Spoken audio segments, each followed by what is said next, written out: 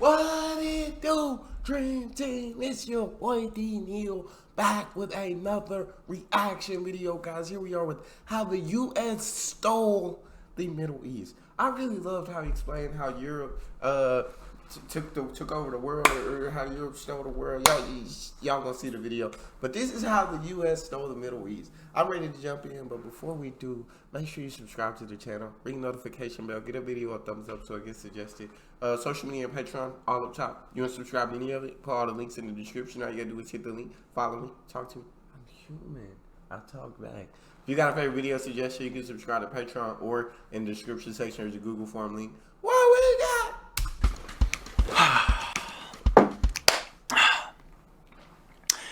The Middle East, the part of Asia that Europeans see as the middle of what they see as the East. Sort of arbitrary. Whatever. We call it the Middle East. This part of the world is literally where civilization started. Right here in modern-day Iraq. And over the years, the borders here have been redrawn many times as empires have ebbed and flowed through this region. By the way, I didn't make this time-lapse. A very talented YouTuber did, and he deserves a medal for it. Shout out Emperor Tiger Star. Shout out my guy. But God, yeah, it's crazy seeing how much the world has changed over time, and people in power have fell out of power, and new groups in power have come in power, and different empires, and it's crazy to see all of that. As empires have ebbed and flowed through this region. By the way, I didn't make this time lapse. A very talented YouTuber did, and he deserves a medal for it. Or perhaps just a new patron. Thanks, man. Anyway, the most recent carving up of this region happened by European powers. The French, the British, the Russians. I mean, are we surprised? No. Like, of course it was the British. Of course it was the French. Of course it was Europeans. Of course. The lines they drew didn't really take into account language or ethnicity or regional identity. They just sort of sliced it all up amongst themselves and said, these are our new regions of power in the Middle East. Eventually those European powers left, but the lines they drew stuck around and became the skeleton for what the borders look like today. And this is where our story starts. In the 1930s, here in the modern Middle East. At this point, across the ocean, there was this growing superpower that had spent the last century moving west, taking over this whole continent and beyond deep into the Pacific Ocean. We've talked about that a bit. But things were changing. The world, Pacific Ocean. We've talked about that a bit. How the U.S. stole Hawaii, stole an island, stole Mexico, snagged on the island. I was out here snagging everything. Shit, yeah, we gonna take that. We like the way that look over there. Let me get that too. And while we got that, let me just throw that in. Grab two, get the other one, just cause you want it. There's this growing superpower that had spent the last century moving west, taking over this whole continent and beyond deep into the Pacific Ocean. We've talked about that a bit. But things were changing. The world had just fought a brutal world war that was fought with new weapons that were powered by this new important substance, oil. Germany lost that war, in part because they didn't have access to enough oil to keep up with this new style of warfare that relied a lot more on machines. The young superpower realized that access to this stuff would determine who would be powerful and who would not. So they stopped looking west for a moment and turned east, with hopes of finding the fuel they needed to build their power. The US presence in the Middle East started with one little dot, right here. But soon that dot would expand into a sprawling network of alliances, covert attacks, flows of weapons, money, and the building of innumerable bases, and eventually turning into full-on ground wars. This is how the US stole the Middle East. Ready and willing to employ all means necessary. Okay, so it's the 1930s. And so the U.S. it clicked. They was over here thinking West, like getting some of this land, taking it up. And then after the war, they said, "Thou who has the most oil is the most powerful." And they said, "We want that to be us. So we need to start looking east, and we need to get our hands on as much oil as possible." Okay. I mean, strategically, It's a smart move. You want to be the superpower. You want to be the top dog. You want to be the strongest. You need the oil. To employ all means necessary. Okay, so it's the 1930s, and the US doesn't have a significant presence in the Middle East at this point. But that's about to change, because there's a company based in California that wants to explore this vast desert for oil. 11,000 miles from San Francisco, there lies a primeval desert, a mass of drifting sand and sun-baked earth, 1/3 the size of the United States. This was sort of a risky decision for the California company because, first off, they had no idea if there was actually any oil here. They knew it would mean sinking into the desert the money of thousands of stockholders in a project that might well end in complete loss. And second off, this desert was a part of a very hardcore religious kingdom. The fact that Mecca is the source and the shrine of Islam gives Saudi Arabia a central place in the Islamic and therefore the Arab world. That was home to the holiest sites in Islam, run by a dogmatic royal family that did not like outsiders, especially non-believing Westerners. But even still, the king of the desert kingdom eventually gives the California company permission to explore almost 1 million square kilometers of this desert looking for oil. And after a few years, the bet paid off. And on March 3rd, 1938, in this little patch of coastal desert, they struck gold. Well, actually they struck oil, but it might as well have been gold. Might as well black gold. That's what it get. Black. Hey, so I don't know how they got the permission. I don't know what they told the man to get the permission, but hey, the man gave permission. Y'all can look for oil if y'all want to. That's cool. Don't bother us. Y'all are non-believers, so I don't want y'all bothering us. But you want to look for oil? That's cool. U.S. was like, okay, we put all this money into it, and we taking a risk here. We're taking a risk because it might not pay off. There may be no oil here, and we will waste a lot of money. But it's a risk we're taking. Keep Gold. rolling. Well, actually they struck oil, but it might as well have been gold.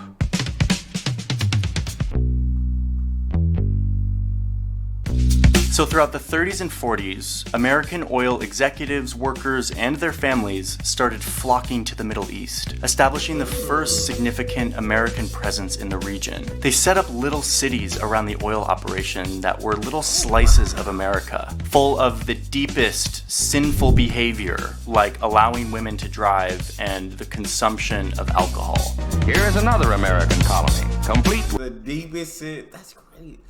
The deepest sinful behavior, like allowing women to drive and consuming alcohol. That's wild. That was considered sinful in the eyes of so many people.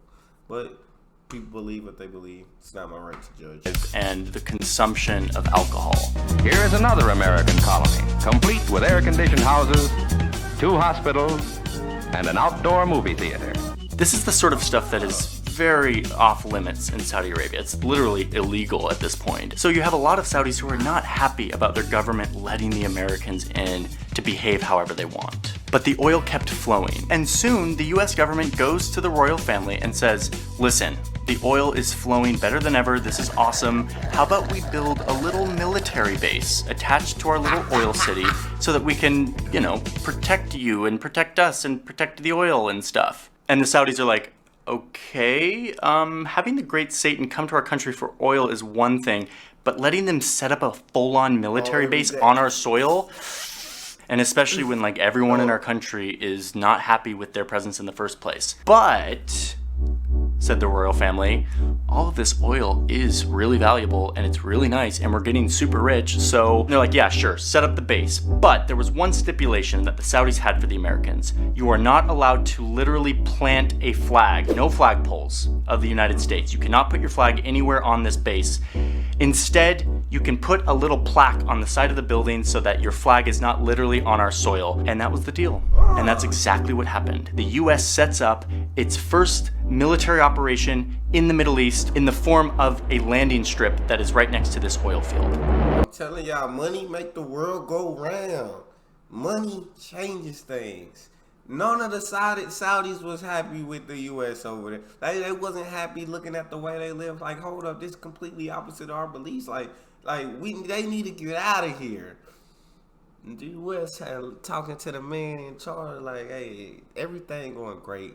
But we feel like if somebody find out this oil over here, they gonna wanna take it themselves. So let us build a little base. We can protect that oil. And the man in charge like, nobody really likes y'all. Letting y'all over here to get oil is one thing, but letting y'all build a base over here doing all these cons. But it is making us money. We is getting wealthy. So go ahead, do it. But no flags. Now that's where I draw the line. Build your base, no flags. Keep it rolling. In the Middle East, in the form of a landing strip that is right next to this oil field. Okay, so all of this infrastructure that the Americans were building required someone to build it. They needed a construction company. And there was one construction company that the Americans really liked that helped them build their oil city and their base. This company was founded and run by a guy named Mohammed. Now listen, do you think I'm really giving you the backstory on the construction company that built the air base in the oil city just because that's interesting and I like to talk about construction? No, this is actually very relevant to the story, and you will see why very soon. So the Americans and the Saudis are having this forbidden oil bromance, and it's going really well, and the oil is flowing, everyone's getting rich, and meanwhile, the rest of the Middle East is looking at Saudi Arabia and they're like, dude, WTF, why are you like in bed with America? And like, why are you letting them set up a landing strip in your country? And the Saudi royals are like, do you realize how rich we're getting right now? Like, if you were in our position, you would do the same thing. I swear to God. Hey, when that money flowing in, principles start changing a little bit. You start allowing things that you might not allow before. And then all the other countries getting onto it, like, why y'all letting America do it? Bro, they making us wealthy. What you mean? What are you talking about? They can stay for as long as the oil flowing and the money come in. They can stay for as long as. Realize how rich we're getting right now? Like, if you were in our position, you would do the same thing. Egypt. Okay, so it's the 1950s, and let's get back to Mohammed, the construction guy. His company, by this point, is thriving. The American presence in oil land is just exploding, and he is building all of the stuff for it. And so this guy has a giant business. Money. And he starts to have children. Well, in fact, he had a lot of children, like 54 children, because he had 22 wives, because that is a thing in Saudi Arabia to this day. Anyway, the point is, one of Mohammed's sons is named Osama. Oh, man. You're serious? That's how we got in bed with Osama? That's wild. So the man who was building all the construction so that we could get all this oil and everything, and he's constructing everything for us. 54 sons, first off, that's wild in itself. But one of the sons was Osama. I'm getting more and more intrigued. Saudi Arabia to this day. Anyway, the point is, one of Mohammed's sons is named Osama.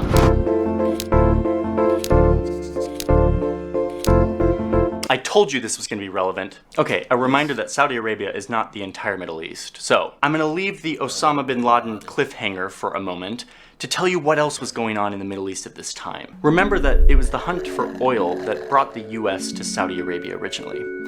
But now, in the 50s and 60s, there was a new reason for the US to think about the Middle East. And that reason is because there's another big superpower that has nuclear weapons, called the Soviet Union, who is coming into the region and saying to everyone, come join Team Communism. And the US is like, hold my beer.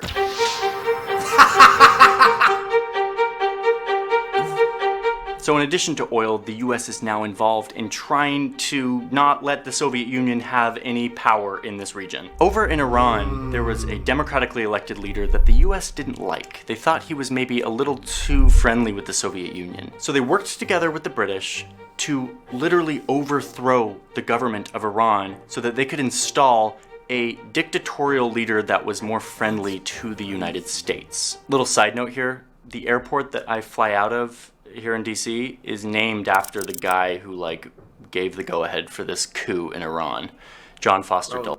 That's literally absolutely crazy. The Soviet Union, U.S. said, hold up, they got nuclear weapons over there. They trying to talk to these other Middle East countries and get them to join their side. And the democratically elected leader of Iran is a little too friendly with them. So we need to fix that because we want to be the only superpower. So we need to fix that and make sure they don't get no power. Not only do they get no oil, we need to make sure they don't get no power. So they overthrew the government in Iran with the British. Bro, this is crazy. This is wild. The guy. I'm learning way more history on YouTube than I ever learned in school. Let me just say that. Then I was forced to learn in school. I'm not forced to learn here. It's just interesting.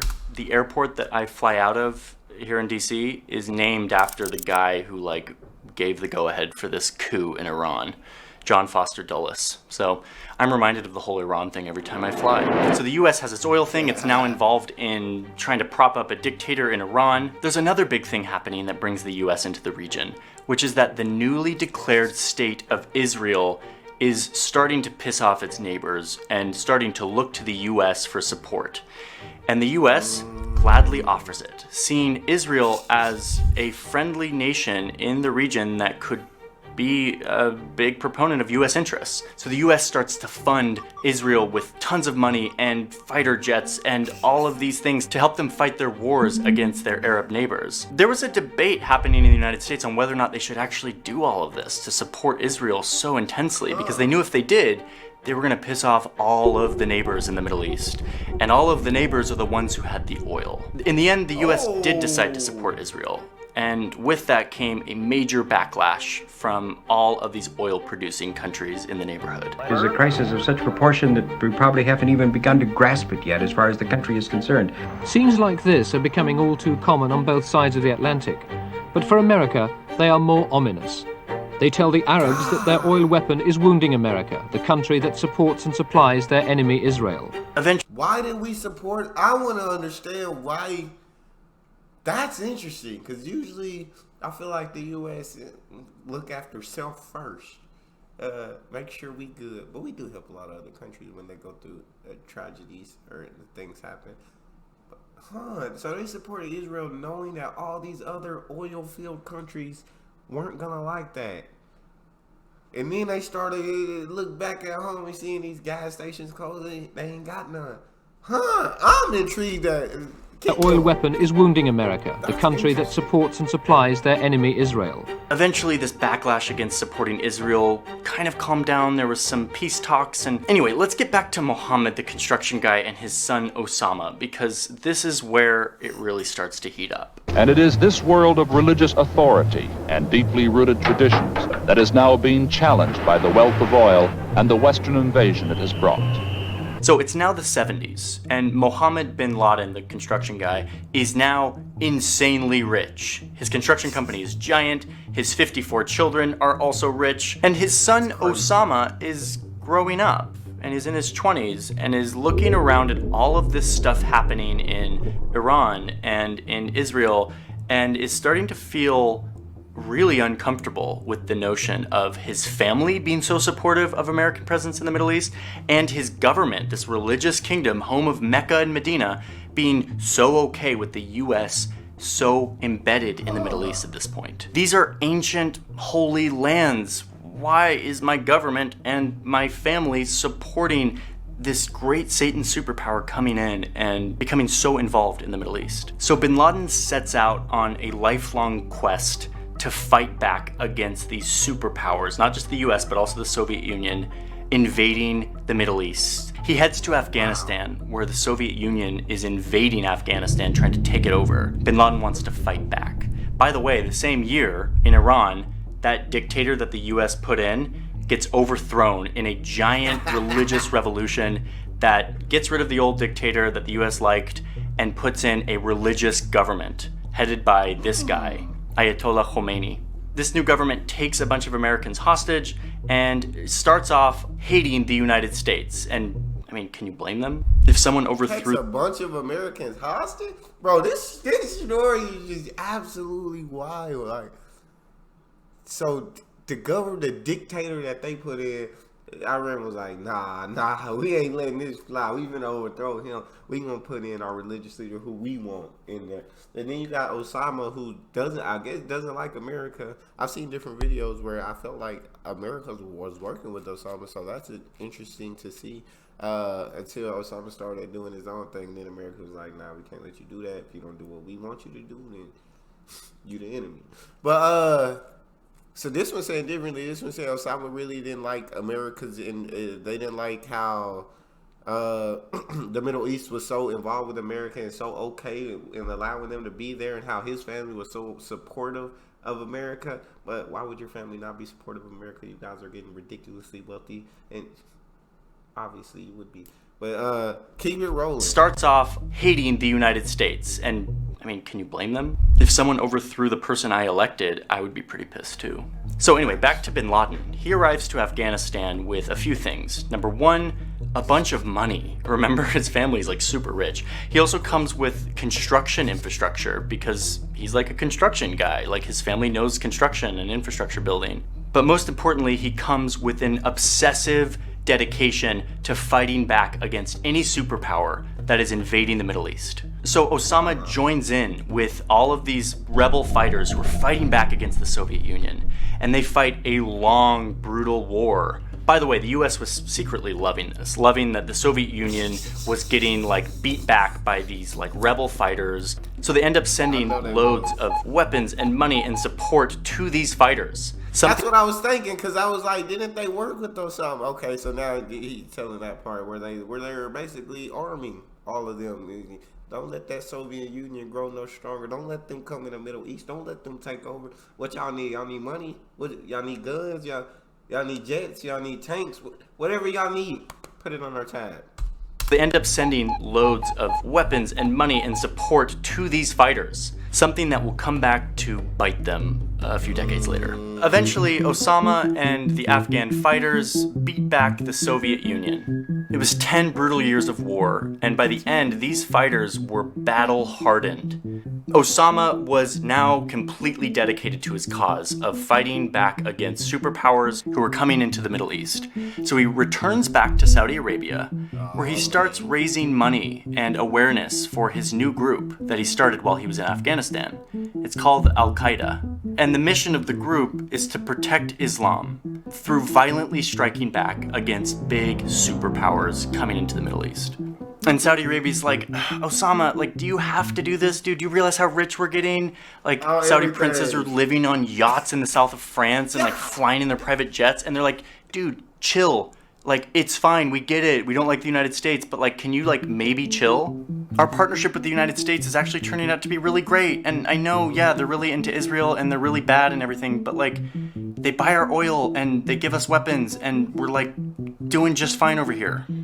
Osama doesn't chill, and the Saudi government eventually takes away his passport, not letting him leave. Yeah, no, they said they said we don't want Osama nowhere around. Osama trying to take out the people who making us wealthy, and who giving us guns, who giving us money. Like, oh, Osama, you got to go with that. Good job being the Soviet Union. Cool. Hey, but the America over here, they making us money hand over foot. We living on yachts. We living a great life. So you need to chill out. Osama doesn't chill, and the Saudi government eventually takes away his passport, not letting him leave, and told him to hush up with all the anti-American holy war talk. So Osama finds another plan to maybe win back the heart of the royals. Saudi Arabia has a next-door neighbor named Iraq who was run by Saddam Hussein, who Osama sees as a really bad Muslim, totally secular and brutal, and he's just like not a good guy. Saddam is also cashing in on the oil boom. He's building big palaces and statues of himself all over the country. Oh yeah, and he also used the oil money to build a giant army, like the fourth biggest in the world. With this massive army, Saddam decided that he could maybe multiply his oil reserves if he popped down to invade this little tiny country of Kuwait, where there's also loads of oil. This sort of freaked the Saudis out. If Saddam, with his giant army, could grab Kuwait, what would stop him from marching right across this desert into Saudi Arabia? So there's this moment that like, self-preservation kicked in, and they said, We can't let him get Kuwait. If he get that strong, he could do shit. He could come over here and take our land, and then America probably sitting over there like, they got the fourth biggest army. So and he trying to take over somewhere else that got plenty of oil and get bigger and get stronger and get more money. Saddam, you gonna, hey, you about to make an enemy out of us, Saddam. This desert into Saudi Arabia. So there's this moment that it's like the moment of infamy of this whole thing, where Osama goes to the Saudis and he says, I volunteer as tribute. He doesn't actually say I volunteer in tribute. That was Hunger Games. I believe we have a volunteer. But he effectively says, I have me and my battle-hardened men who can go in and fight against Saddam and defend the kingdom. And the Saudis are like, no, we're not gonna let this ragtag group of rebel fighters fight off the fourth largest army in the world. And Osama's like, well, we beat the Soviets. They're a big army with nuclear weapons and everything. And the Saudis are like, yeah, because you hid in the hills in caves in Afghanistan. Prince Sultan literally told bin Laden verbatim, quote, there are no caves in Kuwait. And then he asks them, what will you do when he lobs the missiles at you with chemical and biological weapons? Osama's response, we will fight them with our faith. And the Saudis are like, awkward? Sorry, dude. Instead, the king met with somebody else that he thought would make a much better fit than bin Laden and his faith fighters. Dick Cheney had flown to Saudi Arabia the day after Saddam had invaded Kuwait. At this point, the bromance between the US and Saudi Arabia had cooled a little bit, as Saudi had gotten more and more flack for being in bed with the US. But even despite this, he told Cheney to come with as much force and as quickly as he could. And that is exactly what Dick Cheney did. Ready and willing to employ all means necessary. This is crazy. The US went insane here. They recruited 37 other countries, and then they sent more firepower in terms of ships and bombers and troops and all this stuff than you and I could ever imagine. It was insanity. And they totally crushed Saddam. Within a few weeks, they had pushed Saddam back and completely won over the hearts of the royals. A few weeks? They recruited 37 other countries. This is wild. So Osama was like, hey, let me go stop Saddam Hussein, because that man getting too powerful. If he take over Kuwait, trust me, I got this group of fighters that's battle hardened. That's we finna take them. We can take them out. Just let me at them. And the royals like, hey, nah, y'all beat the Soviets because y'all was hiding in caves, y'all was hiding in hills, y'all was doing all that. It ain't none of that over in Kuwait. It ain't none of. We want somebody who we know gonna take out Saddam Hussein, who we know gonna get the job done. Yeah, Dick Cheney, Dick Cheney. Yeah, we need you to get over here as much force as possible. Yeah, we need you to take out Saddam. Now he's getting it. Why do you want to take out Saddam? How does it benefit you? He's getting too powerful. He's got the fourth largest army. If he gets Kuwait, he's gonna have a lot more money, and he's probably gonna be a third tier.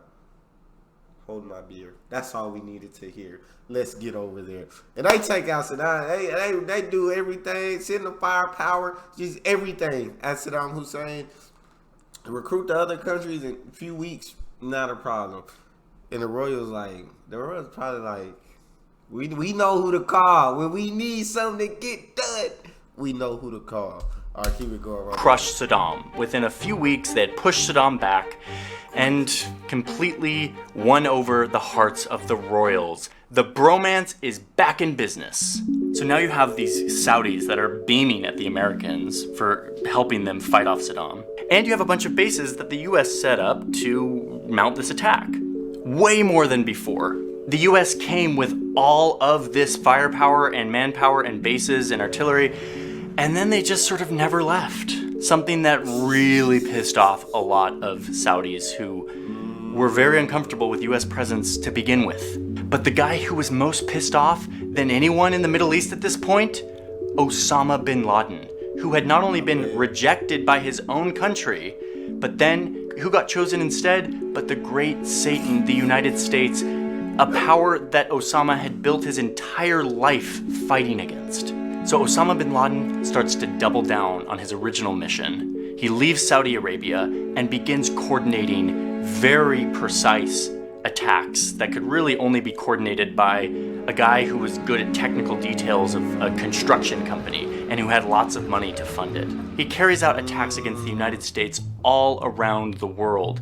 And by the late 90s, he starts planning the attack that would change our world forever. We're setting up an ad hoc. Crazy. 9/11. So this is just the first half of the story. What happens next is something that we're all kind of familiar with.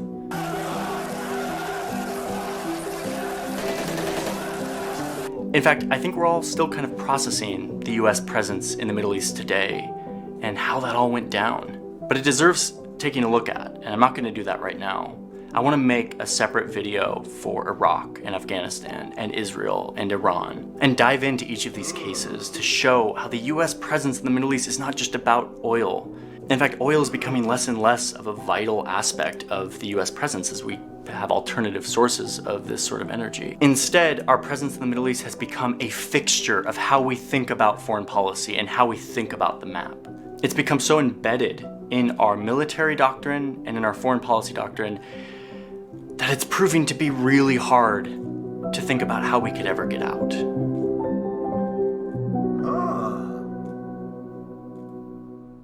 Thank you everyone for watching this video. Man, the Middle East. The Middle East. It's a complicated place, and this is just a very broad overview. And like I said, I want to go deeper into each of these case studies because there's so much more to cover with each of these stories. Anyway, that is to come. Stay tuned for that. Thank you Skillshare for sponsoring today's video. Big fan of Skillshare, big fan of online learning. Skillshare is get 2 months of free Skillshare. So Bro, that was literally one of the most interesting videos teaching me about history. Like that, this man, we need history teachers all over the world. You need to be playing this man videos to your classes. This is what you need to do. Cause my interest was peaked from beginning to end. Shout out him. This video is incredible. I feel like I definitely learned a lot more things now, and it's absolutely crazy. It's absolutely wild. But that's all we got for this one. If you guys got a favorite video you want to see me react to, you can subscribe to Patreon, or in the description section there's a Google form link. Hit the link, fill out your suggestions, send it to me. Want me to get to yours faster, fill out premium. Make sure you subscribe to the channel, ring notification bell, get a video a thumbs up so it gets suggested. If you guys, I love talking to you guys. You guys are the most incredible team on YouTube. It's your boy Neal, out.